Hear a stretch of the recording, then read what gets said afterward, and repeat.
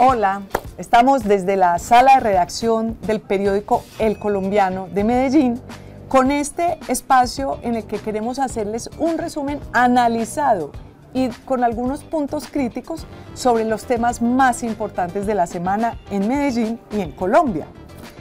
Daniel, ¿cómo está? Daniel Rivera, el editor general, Luz María Sierra, la directora del periódico El Colombiano. ¿Qué más, Luzma?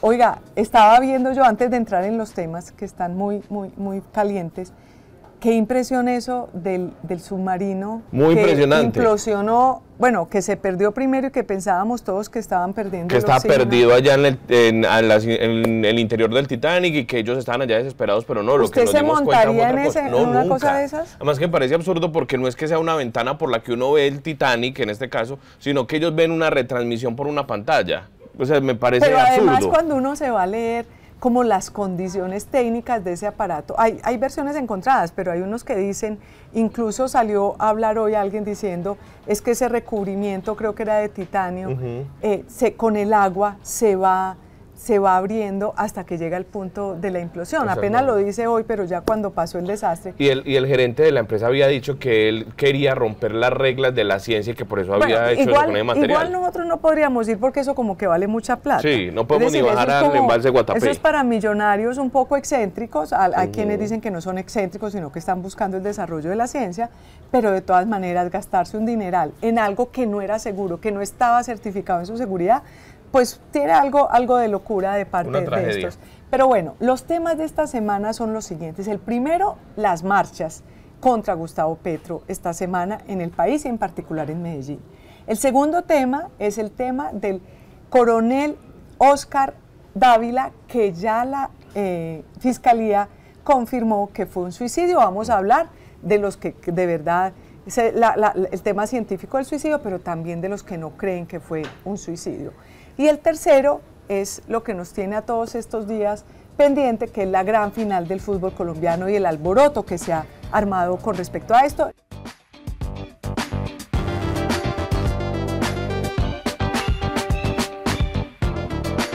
Para nuestro primer tema, llamemos a Daniel Valero que nos acompañe, que es el tema de las marchas.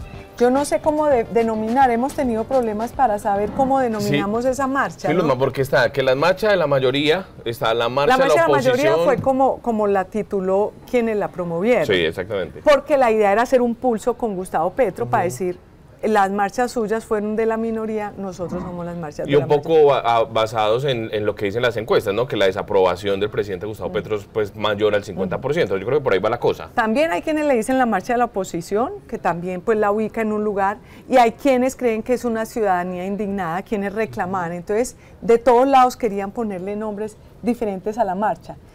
Pero yo diría, no sé, Daniel Valero, nuestro macroeditor de actualidad, que Gustavo Petro en realidad, que la gran conclusión de las marchas es que Gustavo Petro perdió el pulso en las calles, porque hasta ahora Gustavo Petro en las elecciones había dicho, pues tengo los votos, soy elegido, pero había empezado a perder ese terreno con las encuestas, que lo mostraban mal.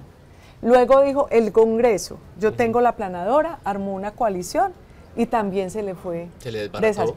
Lo que tenía era las calles, entonces él amenazaba permanentemente, decía, la gente en las calles es la que nos va a decir lo que hay que hacer. Y en esto, las marchas, lo que quedó claro es que la gente en las calles tampoco está apoyando a Gustavo Petro. Claro, yo quiero poner ahí, como para sintetizar algo que decía Luna, que me parece importante, y es esto de que el presidente decía, el Congreso tiene que obedecerle a la gente. Ah, pues bien, ahora el Congreso queda con un mensaje muy contundente también de la oposición o de la gente indignada. Es que eso tiene una génesis política y es que sí la comenzó a citar la oposición. Eso eran Miguel Uribe, María Fernanda Cabal, David Luna. La ciudadanía espontánea no iba a armar esto. Pero sí se revistió de ciudadanía, si me permiten ese término, porque mucha gente empezó a decir, oiga, pero es que si hay las reformas las quieren pasar casi que a la brava, lo de la salud nos toca a todos, lo de la laboral que se hundió el mismo día de esas marchas contra Petro, nos toca a todos, la pensional nos toca a todos, o sea, lo que nació como un acto político terminó cogiendo una gran fuerza social. Y le pongo otro ejemplo en términos de números. El 7 de junio, que son unos días antes de esta marcha que terminó denominada en redes sociales como la marcha de la mayoría, el presidente Petro había dicho, oiga, salgan a apoyarme, vamos a hacer una marcha en las reformas. Fue cuando se acuerdan que tenía listo en la Plaza de Bolívar para hacer un evento, no, le tocó moverse unas cuadras porque no se le llenó. Ese día se calcula, según la alcaldía y la policía, en Bogotá alrededor de 15.000, 16.000 personas, siendo un centro donde supuestamente Petro tiene mucha fuerza.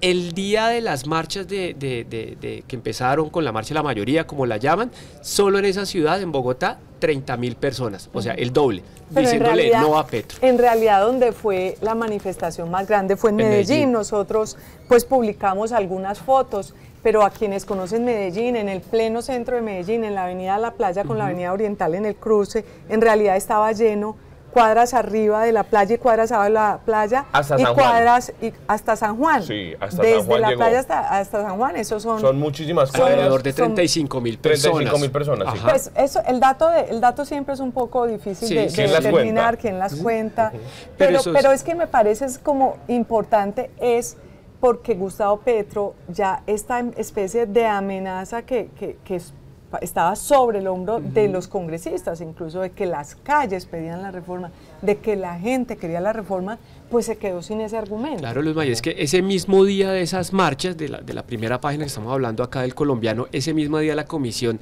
Séptima de la Cámara tenía que votar, eso era 20 de junio, último día de la legislatura, el articulado de la reforma laboral para poderla dejar viva, aunque sea en primer debate. Y ese mismo día, después de las marchas, Ahmed Escaf, el presidente de esa comisión, tuvo que reconocer, no hay quórum, no hay votos, el mensaje se entendió y hundida.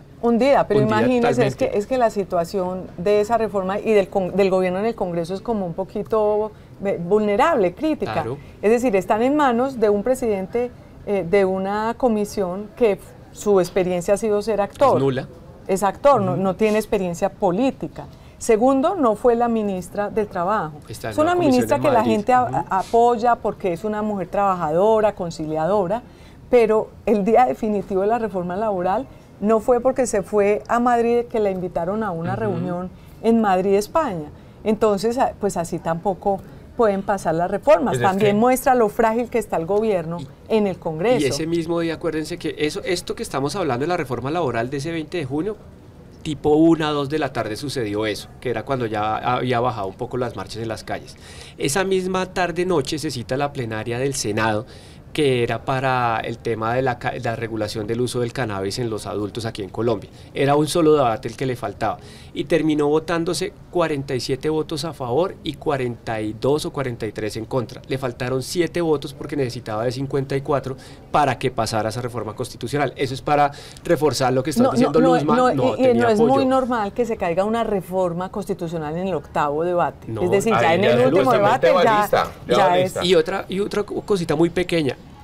10 minutos antes, en esa plenaria, se votó la conciliación de la reforma al Código Electoral. Y esa reforma al Código Electoral, que también venía apoyada por el gobierno, esa reforma al Código Electoral sí tuvo los 54 votos necesarios para que se pudiera aprobar. ¿Y sabe por qué sí tuvo los votos necesarios? Por el registrador Alexander Vega. Claro, porque la estaba pedaleando el registrador Alexander Vega, porque le conviene esa reforma a él, porque le da una cantidad de cargos nuevos. La burocracia, sí. Estuvo oficina por oficina, estuvo las denuncias de algunos congresistas, incluso del Partido Verde, como Catillo Ubina o del Pacto Histórico, pues siempre, y Ariel Ávila hizo una manifestación muy expresiva de que en realidad había sido deplorable lo que había ocurrido en el Congreso. Esa figura de Alexander Vega que se viene moviendo muy hábilmente y llegó a poner código electoral. Pero ustedes dicen una cosa importante, lo de Ahmed Escaf. Antes a Roy Barreras y a Verónica Alcocer les tocó acompañar a Ahmed Escaf, esta vez lo dejaron solos, se cayó la reforma. Claro. ¿No? Pareciera que por misma culpa del gobierno. Después sucede lo del cannabis, que no tiene una figura así muy grande, digamos, de poder en lo legislativo, también se cayó. Lo único que queda es lo de Alexander Vega, que sí pasó.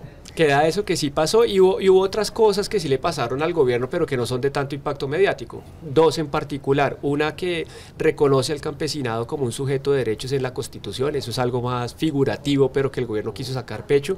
Y otra que en su momento generó polémica, que era la creación de la jurisdicción agraria en la rama judicial. Pero yo les pregunto a ustedes, estas marchas, ¿qué impacto van a tener sobre las reformas, sobre el grueso de las reformas de Gustavo Petro? Es decir, las que él ha planteado como el corazón, la columna vertebral de su cambio, del gobierno del cambio, que son la laboral, la de salud y la pensional.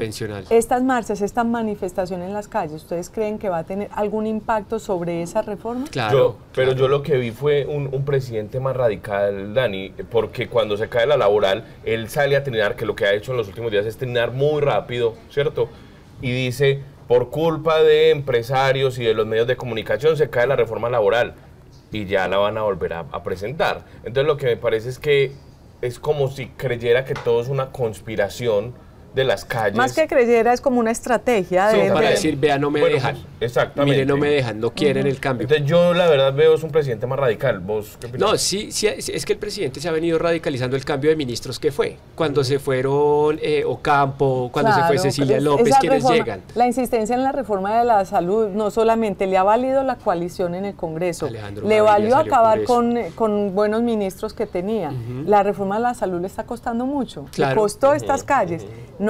Al parecer no han querido entender que hay un conocimiento acumulado en la sociedad que muestra que esa reforma a la salud no es pertinente, no es buena. Entonces le tocará cambiarla, les tocará cambiar la algún reforma. Tipo de negociación. Las dos que le quedaron vivas en el Congreso tal cual las estaban impulsando es salud, que pasa a segundo debate en la Cámara, y pensional, que pasa a segundo debate en el Senado. Ahorita en julio. Ahorita después del 20 de julio, sí señora. Y ambas, pero miren ya el mensaje que ha pasado, lo que acabamos de hablar de la laboral, lo que acabamos de hablar de cannabis y otro tipo de proyectos que se le fueron quedando al gobierno.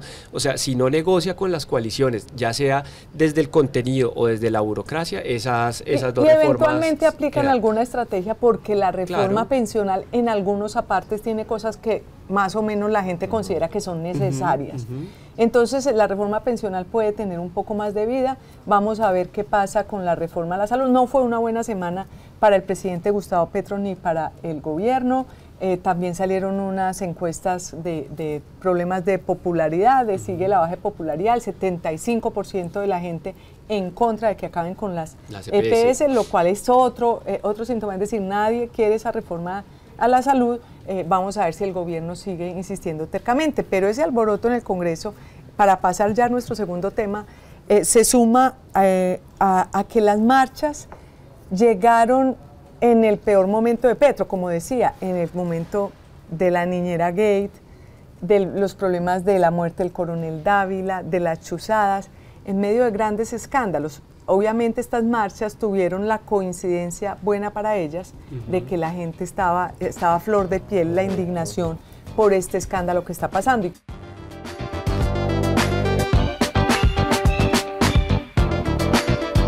¿Qué fue lo que pasó esta semana en el caso de la muerte del coronel Dávila? La Fiscalía hizo público el miércoles de esta semana el informe forense. La muerte del coronel fue el 9 de junio y vinieron a entregar el informe el miércoles, 21. El 21 de junio. Mucho tiempo, se demoraron, ¿no? Claro, se demoraron bastante. Extrañamente, me parece a mí, porque ahora no creo que se pueda demorar. La Fiscalía ha argumentado que ellos solamente se manifiestan con pruebas ya completamente corroboradas, pero bueno. Pero y presentado por la vicefiscal Mancera, ¿no? No por el fiscal Barbosa, eso me pareció bastante particular, ¿no? Sí, de hecho se había anunciado en un principio que lo iba a presentar él, pero esa mañana terminó saliendo la vicefiscal junto al director de Medicina Legal. Pero ¿qué es lo que dicen ellos? Que se tomaron este tiempo porque dice que fueron alrededor de 25 personas en equipo trabajando en diferentes frentes sobre medicina forense, a ver qué era lo que había pasado. ¿Por qué era importante ese dictamen? Porque hay mucha teoría en términos de si el coronel, que es el que manejaba las avanzadas de seguridad de la Casa de Nariño, se había suicidado o había sido cuestión de un homicidio. Bueno, hay que poner en contexto, yo creo que muchos de los que nos escuchan lo saben bien, pero el coronel Dávila estaba siendo salpicado de lo que ocurrió en el caso de la niñera Gate. De la plata que se le perdió a la jefe de gabinete de la Casa de Nariño, Laura Sarabia, que entonces ella alertó a su equipo al equipo de seguridad de la Casa de Nariño, y el equipo de seguridad de Casa de Nariño lo que hizo fue hacerle un polígrafo, llevarle a los bajos de la Casa de Nariño a la niñera, medio amenazarla, chuzarla. Claro. Entonces no se sabía la implicación. Este coronel podría ser el que era el centro operativo, digamos, él era el operativo de todo eso. Entonces no sabe uno qué tanto tenía para contar de lo ocurrido o qué tanto le pesaba a él lo que sabía, o lo que había hecho de pronto por inexperiencia o por cumplir una orden. Por presión. Una de las cosas importantes ahí es que el presidente Gustavo Petro inmediatamente tuitea y dice, para los que decían que el coronel lo había sido asesinado y me echaban la culpa a mí, otra vez él personifica los problemas del Estado, ¿no? Pero no solamente me echaban la culpa, él acusó a los medios de comunicación de que y todo el mundo le respondía en esas redes, muéstrenos cuál medio de comunicación lo acusó a usted de haber matado al coronel Dávila. Y pues obviamente ningún medio de comunicación. Es más, los medios de comunicación ponían en duda el suicidio hasta que no saliera, pero realmente era porque no había información. Es que además es decir si es suicidio o homicidio no le corresponde al presidente de la República, no le corresponde al ministro de Defensa, no le corresponde al abogado por el cual le habían pagado 50 millones el mismo coronel Dávila, me refiero a Miguel Ángel del Río decirlo, sino le correspondía a la Fiscalía, a Medicina Legal. Luzma, pero ¿y cuáles son? Vos ahorita hacías un recuento de esas hipótesis. Lo que pasa es que hay dos caminos para seguir. El primer camino es, si fue un suicidio y le creemos a la verdad científica de la Fiscalía, yo le creo a la verdad científica de la Fiscalía, ¿qué lo hizo suicidarse? Porque para que un coronel, que además había llamado a su esposa 5 minutos antes a decirle ya voy para la casa, que había pagado esa mañana, había recogido 50 millones de pesos. En efectivo. Para pagarse su defensa. Que en efectivo uno pensaría fue y lo a Miguel Ángel del Río. Pedazo por pedazo, ¿no? Y un coronel, pues supone uno que de dónde saca los 50 millones. Pues que se suicide, que es lo que tenía tan pesado encima. Es decir, le pesaba mucho, porque uno puede partir de la buena fe y dice, era un hombre lleno de principios y de valores, de pronto se vio enredado en un episodio en el que él no lo supo manejar y sí hizo lo del polígrafo y sí hizo esto y de pronto él no sentía que no podía llevar sobre sus hombros eso y entonces de pronto toma la decisión, mejor me suicido. Yo hago ahí un complemento rápido. O uno puede pensarlo mal y decir, no, le generaron tanta presión todos, porque bueno, hay unos que dicen que la Fiscalía le generó presión al preguntarle, pero yo no creo que un coronel de la República, porque la Fiscalía lo llame a rendir. Eso sale de Miguel Ángel del Río, que trinó y dijo que la Fiscalía supuestamente le había dicho que iban a hacer correr sangre para llegar a la verdad. Exactamente. Que no sabe uno si es el Miguel Ángel del Río, es el que más lo presionó, porque cuando Miguel Ángel del Río pone eso de que la Fiscalía dice, y cuando él le paga a Miguel Ángel del Río 50 millones, es que tal vez donde estaba más presionado era con su defensa.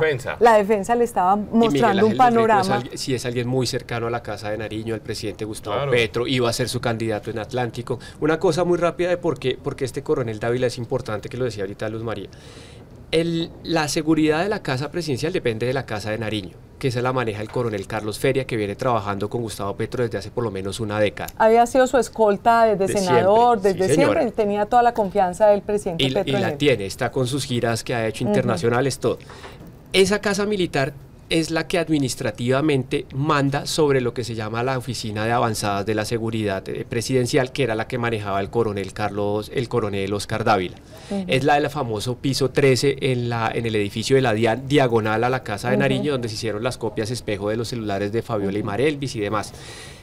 Cuando el coronel Dávila actúa es porque su superior, por lo menos administrativamente hablando, le da la instrucción de que se realice algo. Ahí la pregunta es, cuando a uno su superior le dice, tienes que mirar, tienes que investigar esa plata que se le perdió a Laura Sarabia, la jefe de gabinete, uno no sabe si él le dice, ponle polígrafo, o si lo del polígrafo y todo fue proactivo y el coronel Dávila actuó de esa manera y de pronto todo el mugre le iba a caer a Oscar Dávila y Oscar Dávila de pronto, pues claro, para salvar en efecto, si busca en la presidencia salvar a su jefe mayor de seguridad para no estar tan cerca del presidente, pues obviamente el sacrificado probablemente iba a ser Óscar Dávila con todo este escándalo. Petro dijo en una ceremonia policial, dijo, había visto un par de veces al coronel Dávila. Pues, ¿cómo lo vas a ver un par de veces si es la persona que se encarga de mirar las avanzadas? Pues de pronto el presidente puede estar ocupado pues mirando lo esencial y no mirando cómo le organizan la logística de sus llegadas. Y ahí también en redes sociales como gente que sigue persistiendo, un poco conspiranoide, ¿cierto? El tema de que si fue un suicidio y que lo están ocultando. Eso es que... Claro. No, yo he visto cosas que realmente hay cosas muy raras dentro de esa situación. Ya lo que ya dijimos, que haya llamado a su esposa menos de 5 minutos antes a decirle, ya voy para allá. ¿Cómo así que en menos de 5 minutos decidió, ya no voy para allá y no que me mato? Que haya pagado 50 millones de pesos, dejar endeudada a su familia por 50 millones de pesos, o no sé dónde lo sacó, para pagar. Y también hay una revisión del medicamento que estaba tomando, porque lo único diferente que encontraron... Alprazolam se llama. Alprazolam. Eso lo mencionó el director de Medicina Legal, que en su cuerpo... Sí, él lo planteó como parecido al SANA. Sin embargo, en redes sociales hay personas que han sacado las contraindicaciones que trae ese medicamento y se menciona que es un poco parecido, que hace perder un poco la voluntad, que podría hacer perder la voluntad de la persona que consume este tipo de medicamentos, como la escopolamina. Como la escopolamina. Entonces, si uno se pregunta, ¿qué era lo tan pesado que tenía el que tenía que tomar esto? ¿O quién le prescribió a este personaje y además que estamos hablando de un coronel de la República, un tipo que uno creería mentalmente fuerte y que afronta la adversidad? Y lo otro fue que salieron los videos de RCN, el canal RCN sacó los videos de las camionetas, cómo se movieron, pues hay unas cosas que llaman la atención. La parqueada, ¿no? Exacto, el escolta para bajar a comprar la gaseosa o el agua, se parquea no en la calle, no en el andén de la tienda, sino al frente. Eso pues podría no tener sentido, pero lo que sí llama la atención es que llega y está adelante y se reversa hasta que un arbusto tapa toda la ventana del pasajero de atrás. ¿Para qué quería él poner esto al lado de un arbusto que tapaba la visibilidad eventualmente de las cámaras de alguno de los personajes? Lo otro es que él se baja y deja el arma de dotación, que todos los policías mantienen con el arma bien puesta, ¿no? Sí, y dentro de las especulaciones conspiratorias dicen, y cuando llega la esposa le dice, no coja el arma y se la quita, que si no tuvo ese cuidado para cuando la dejó ahí, porque luego ya le parecía con la esposa sí, que porque de pronto se suicidaba. Yo no sé si habría que revisar un poco lo que han dicho todos ellos al respecto. Creemos en la versión científica. Sí, creemos que fue un suicidio, solo que todavía hay por explicar por qué se suicidó. Y es decir, están abiertos, ¿no? realmente hay muchas preguntas todavía sobre este caso. Esto es todo un alboroto, pero en realidad, para pasar a nuestro tercer tema, creo que ese alboroto ha estado en pausa estos días por cuenta de que se viene la gran final del fútbol colombiano entre Nacional y Millonarios. Un hincha de Millonarios. No, pero quédese.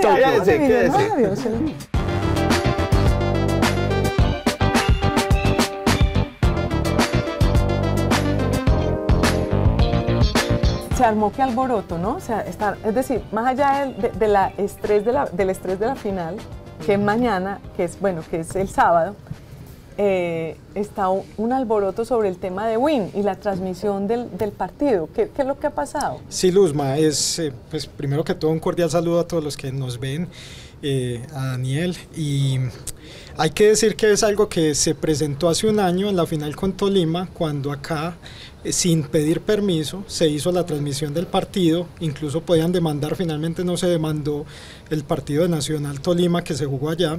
Finalmente Win no decidió demandar porque se taparon el logo, pero igual se pegaron de la transmisión y todo eso empezó a crear un problema. Y ahora, es decir, aquí en Medellín hicimos una transmisión pantalla gigante. En pantalla gigante. Ilegal, pirata. Exactamente. Ilegal porque uno no tiene los derechos para transmitir. Exactamente.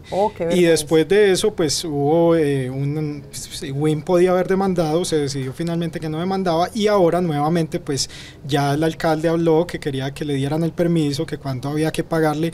Lo que hay que decir es que Win es una empresa privada y que tiene los derechos y paga muy caro por esos derechos a la DIMAYOR, y que finalmente, aunque sea un partido de interés público, está perdiendo dinero. Pero bueno, vamos a ese tema del negocio, pero es que antes de pasar al tema del negocio, es que yo no sabía ese antecedente que usted nos está comentando de la final con el Tolima, es decir, ya el distrito de Medellín, la alcaldía de Medellín hizo una irregularidad. Claro, y sabía. Se saltó las normas, saltó la ley. Y ahora el problema es que el alcalde Quintero, ese trino, cualquiera que lo lea, realmente es muy desobligante y es un poco déspota, porque además dice, yo les pago. ¿Recuerda esa época en la que le decían al cuánto vale eso que yo se lo pago? Los que tenían plata en efectivo por ahí guardada. Los nuevos ricos. Vale los nuevos ricos. Entonces era, yo se los pago. ¿Cuál que yo se los pago? Es que ese no es plata del alcalde. No, y sabía eso que estaba haciendo... plata de la administración pública. Es plata de todos. Luzma, y sabía que estaba haciendo tan mal que silenció la transmisión de Win, puso una narración de radio.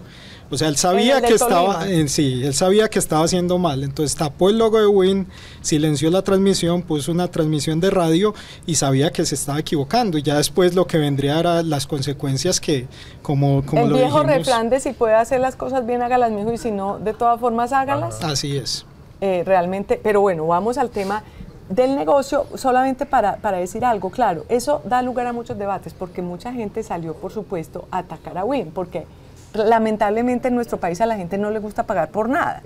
Todo lo que hemos tenido gratis, pues queremos que siga siendo gratis. Pero realmente eso cuesta. Y que el alcalde además envenena una conversación con ese trino porque la gente no entiende. O sea, la gente piensa, cualquier ciudadano dice, ay, pero sí que les cuesta transmitirlo. No, hay unos derechos, hay que pagarle plata a los equipos de fútbol. Nacional es uno de los que, por ser uno de los que más hinchas tiene, pues hay que pagarle dinero por eso. O sea, eso no es tan fácil como lo pinta el alcalde. Hay que decir que los equipos de fútbol hoy viven de los derechos de televisión y viven de la venta de jugadores, más allá de las taquillas, más allá de la gente. Eso es que uno ve que Win se queja, yo he oído a Win quejarse de que la mayor parte de lo que les llega por estos pagos se les va a los equipos. Claro, y es más muy del costoso. 60%, no sé, más del 60%. Y entonces los equipos a su vez se quejan porque se están quebrando. Tenemos equipos quebrados. El Cali está quebrado, el Medellín, el Nacional tiene un déficit grande, ni vendiendo jugadores y vendiendo suscripciones de Win logra tener para tener un buen equipo. Entonces ahí lo que pasa es que esto es un negocio en todas partes del mundo. En Inglaterra uno no puede ver un partido de fútbol sin pagar.